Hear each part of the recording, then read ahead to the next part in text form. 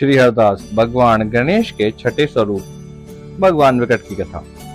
महासती वृंदा के सतत्व से सुरक्षित दैत्य जालंधर अपराजय हो गया था।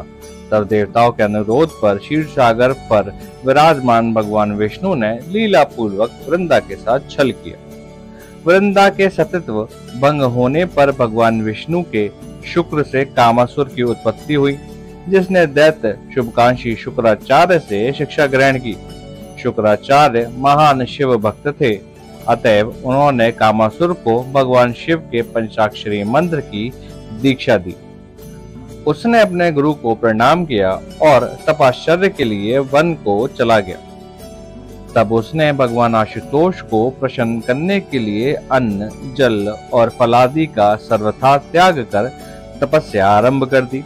दिव्य सहस्त्रों वर्षों की तपस्या से भगवान शिव प्रसन्न हुए और उसके समक्ष प्रकट हो गए।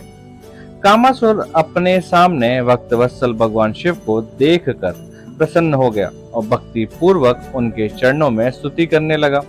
इसके पश्चात उसने भोलेनाथ से वर की याचना की। हे भोलेनाथ, आप मुझे अपने चरणों की भक्ति और ब्रह्मांड का राज्य प्रदान कीजिए। मैं बलवान, निर्भय और मृत्युंजयी हो जाऊं।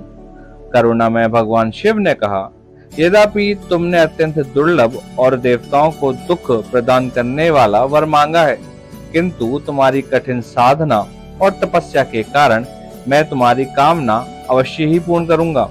ऐसा वर देकर भगवान शिव अंतर्ध्यान हो गए। कामासुर भी अत्यंत प्रसन्न होकर अपने नगर की ओर चला गया। वहां पहुंचकर वह सर्वप्रथम दैत्य गुरु के पास पहुंचा और उन्हें शिवजी के द्वारा दिए हुए वर का वृत्तांत बताया। कुछ समय पश्चात शुक्राचार्य ने महिषासुर की पुत्री तृष्णा से कामासुर का विवाह करवा दिया। इस अवसर के दौरान ही शुक्राचार्य ने कामासुर को दैत्याधिपति घोषित कर दिया। सभी दैत्यों ने कामासुर के अधीन रहना स्वीकार कर लिया। कामासुर ने रतिद नगर को अपनी राजधानी बना लिया। उसके रावण, शंबर, महिष, बलि और दुर्मद ये 5 असुर प्रधान थे।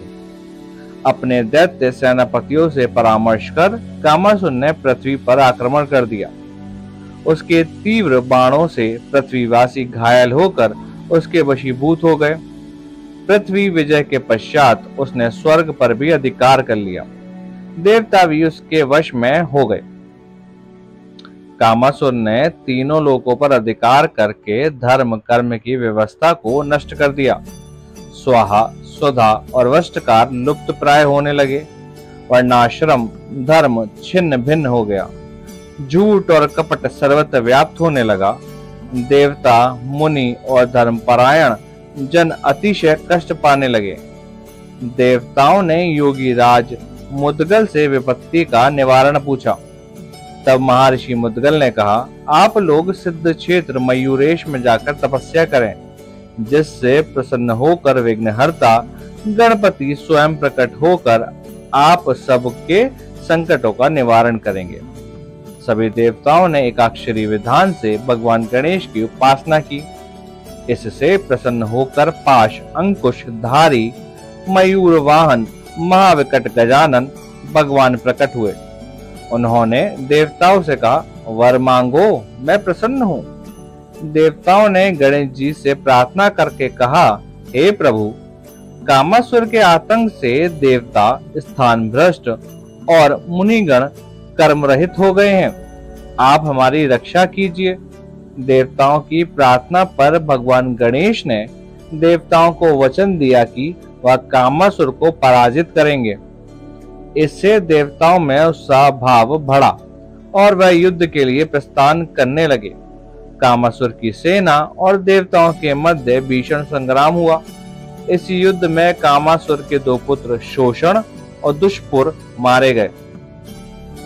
इससे क्रुद्ध होकर कामासुर ने भगवान गजानन से कहा, तुम्हारे वीण देवगण मेरे प्रभाव से मूर्छित पड़े हुए हैं।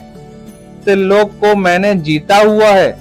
यदि प्राण रक्षा चाहते हो तो यहाँ से भाग जाओ। तब भगवान विकट ने कामासुर से कहा, तुमने भगवान शिव से प्राप्त वर का दुरुपयोग कर बड़ा अधर्म किया है। मैं सृष्टि, स्थिति, संहार करता और जन्म मृत्यु से रहित हूं। तू मुझे किस स्थिति में भी नहीं मार सकता। अपने गुरु शुक्राचार्य के उपदेश का स्मरण कर मेरे स्वरूप को समझ। यदि जीवित रहना चाहता है तो मेरी शरण में आ जा, अन्यथा तू निश्चित ही मृत्यु को प्राप्त होगा। भगवान विकट के ऊपर उसने गदा से प्रहार करने का प्रयास किया, किंतु वह तत्काल मूर्छित हो गया। मूर्छा टूटने पर उसे भयंकर पीड़ा का अनुभव हुआ। इस पर उसे यह समझ में आ गया कि भगवान विकट की शरण में गए बिना जीवित नहीं रह सकता। बिना शस्त्र के यदि वह इतनी पीड़ा दे सकते हैं तो युद्ध में तो वह निश्चित ही उसे नष्ट कर देंगे। भगवान विकट के विषय में उसे बहुत सी शंका थी। इसके समाधान उसने भगवान विकट से पूछा। कामासुर समझ गया कि ये सर्वसमर्थ पूर्ण ब्रह्म है। उसने भगवान विकट से क्षमा मांगी और तत्काल ही शांति पूर्वक जीवन व्यतीत करने को प्रस्তুत हुआ। देवताओं और मुनियों के संकट का निवारण हुआ और सर्वत्र धर्म प्रधान आचरण होने लगा। ऐसे ही दिव्य कथा सुनने के लिए चैनल को सब्सक्राइब करें और घंटी दबाएं और कमेंट करें। गणपति बप्पा मोरिया।